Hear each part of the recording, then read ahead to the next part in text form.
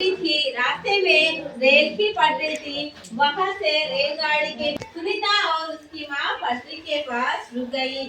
तभी सुनीता की नजर रेल की पटरी पर पड़ी। उसे वह पटरी टूटी हुई लगी। सुनीता की माँ पटरी देखकर बोली, यह पटरी तो टूटी है।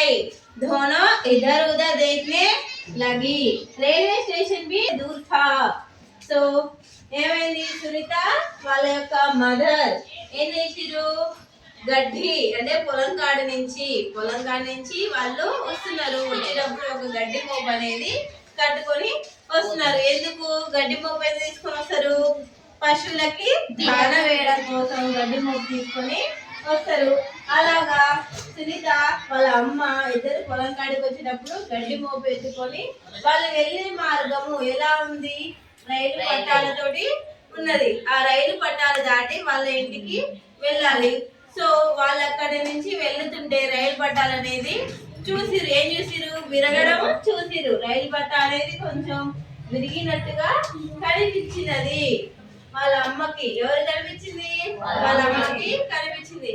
ఈ రైలు పట్ట టూట్ గయి అంటే ఇది విరగడము. టూట్ గయి అనేది దాని నుంచి పోవడం మంచిదేనా? కాదు, అది చాలా ప్రమాదకరము.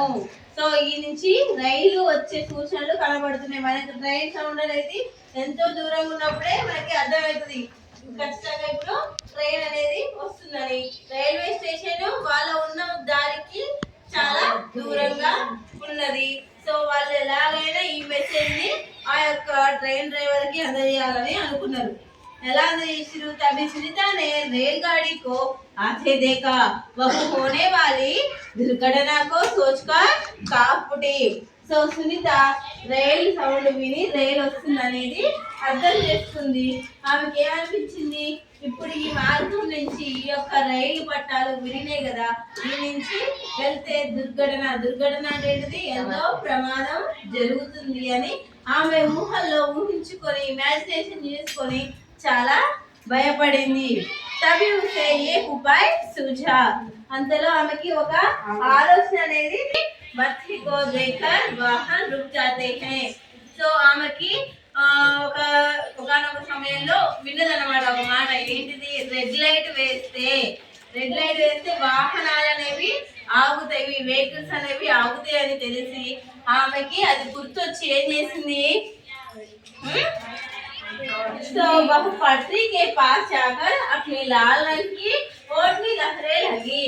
సో ఆమె కొంత దూరంలో ఏం చేసింది, ఆమె యొక్క చున్నీ తీసుకొని ఆ పట్టాల పైకి అంటే ఆ యొక్క ట్రైన్ డ్రైవర్ కి కనిపించినట్టుగా పైకి పెట్టి ఊపుతూ ఉన్నది.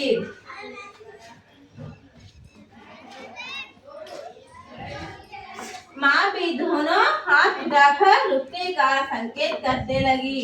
వాళ్ళ అమ్మ కూడా రెండు చేతులు పైకి ఎత్తి ట్రైన్ ని ఆపండి ప్రమాదం ఉన్నది అనేటట్టుగా ఆమె కూడా మెసేజ్ ఇస్తున్నది ఆమె యొక్క సైగలతోటి.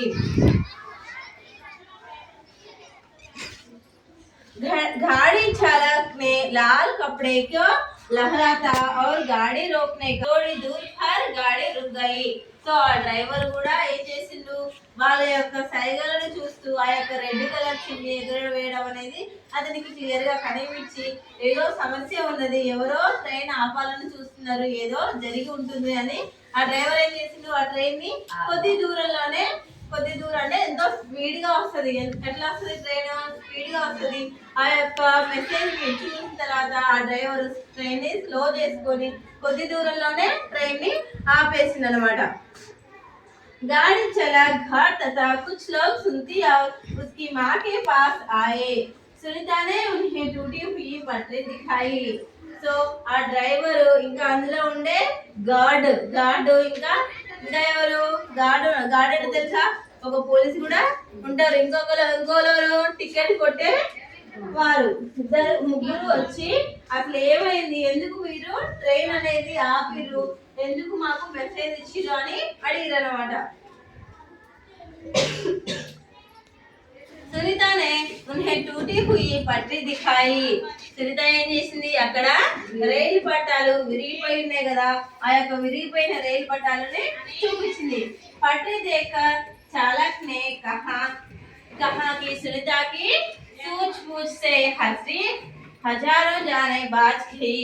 सभी यात्रियों ने दोनों के साहस की प्रशंसा की. सुनीता को इस साहसी कार्य के लिए 26 जनवरी को भारत सरकार की ओर से पुरस्कार. ఎంతో మంది వేల మంది ప్రజలు అనేది ఉంటారు. సో వాళ్ళ యొక్క ప్రాణాలని కాపాడారు, ఎంతో సాహసం చేసి.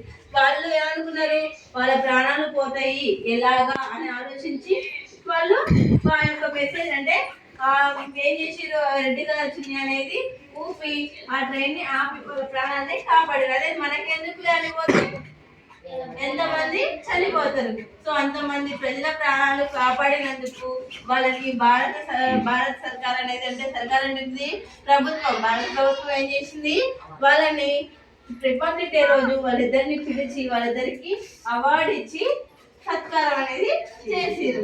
సో ఆపదలో ఉన్న వారిని ఖచ్చితంగా మనము ఆదుకోవాలి. అది మన వారైనా బయట వారైనా శత్రువులైనా మిత్రులైనా అని ఖచ్చితంగా ఏం చేయాలి, ఆపదలో ఉన్నప్పుడు ఖచ్చితంగా ఆదుకోవాలి. ఆపదలో ఉన్న వాడిని ఆదుకోవాలి. అన్నోడికి అన్నం పెట్టాలి. ఆకలితో ఉన్నవాడికి ఖచ్చితంగా అన్నం పెట్టాలి, అది ఎవరైనా సరే. సో ఇవి రెండు చేస్తేనే మనకి జీవితంలో ఎంతో మంచి జరుగుతుంది. మెయిన్ ఉండాల్సింది మనకి లక్షణాలు, ఆపదలో ఉన్న వాళ్ళని ఆదుకోవడం, నెక్స్ట్ ఆకలితో ఉన్నవాడికి అన్నం పెట్టడము. అర్థమైందా? బాగుందా లెసన్?